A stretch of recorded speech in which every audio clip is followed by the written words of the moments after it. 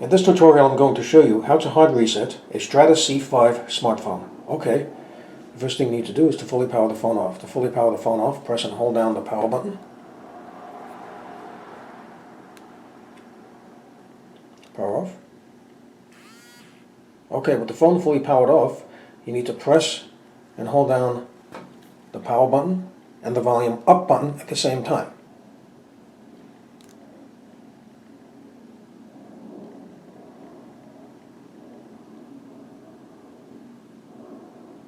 Okay, now let go of the buttons. Now using the volume up button, go to recovery, press the volume down button. Now wait.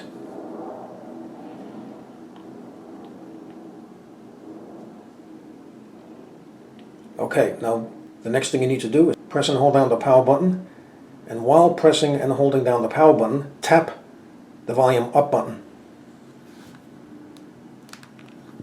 Okay, using the volume down button, go to wipe data factory reset. Press the power button. Using the volume down button, go to factory data reset. Press the power button. Press the power button.